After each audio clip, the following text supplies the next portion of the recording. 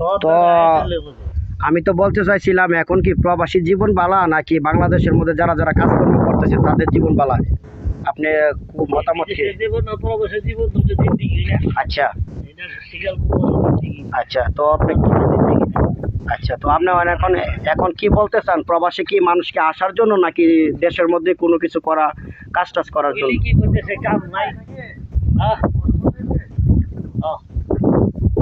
কাম নাই, কিচ্ছু নাই, এখন সব বিদেশে। এলে কেন বিদেশে মানুষকে বিদেশে আইলে?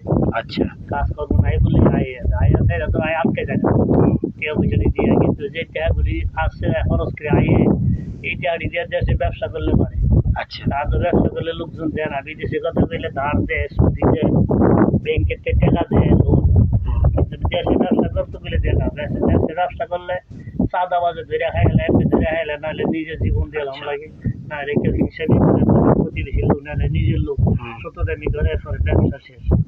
ঋণ তুলে ঋণে শেষ, মরণ ছাড়া কিছু থাকে না। তো আপনি বিদেশ আইনি আপনি প্রবাসের মধ্যে আসছেন, এর আগে কেমন ছিল আর এখনের পরিস্থিতি কেমন অবস্থা চলতেছে? বিদেশে আর কি আছে? বিদেশে কিছু নাই, সৌদি আরবে কারণ কিসা ঠিক আছে যে সালা বেঞ্চুর নিয়ে আর জানা এখানে করে।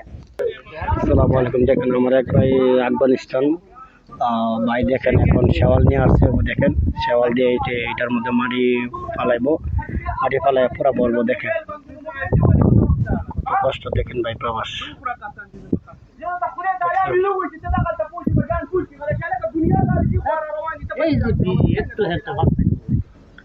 কথা বলতেছে, ঠিক আছে, এই তো কষ্টটা, এই তো সমস্যাটা। মানে আপনি যদি একটা ফোন দিতেন না পাইতো, তাহলে আপনার সাথে কি করলে? আমি নাইলে হাওয়া দাদা বলতে আমি আইসা বসে মোবাইল বিজি টাইম নেই, আইতাছি আরে হেরার দ্বারা সময় দাম আছে, আমরা দ্বারা সময় দাম নাই। ঘন্টা পরে রেখে বলে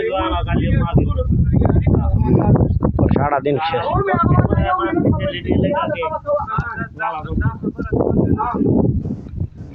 এটাই প্রবাস। কত ভালো বড় বড় কাপড় লাগাই রাখে, মাথা দিয়ে না জানি আর কত ভালো মানুষ। কইতে পারি না, পারি না, এগুলো আর কোয়ার দরকার নাই। শেষ করে লাগছেন জিন্দিগি, আর কিছুদিন থাইকা যান গাছ, বাস এক কথা শেষ। আর কারে কইবেন?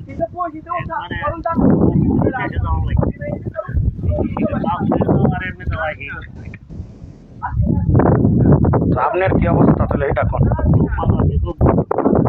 আপনার শরীরটা ভালো আছে তো?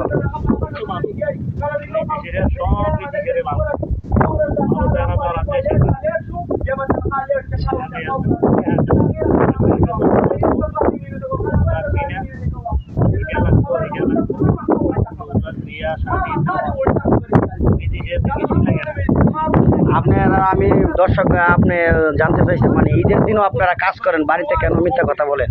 ঈদের দিন কাজ করি না, আমি কাজ করি না, নামাজ পড়ি।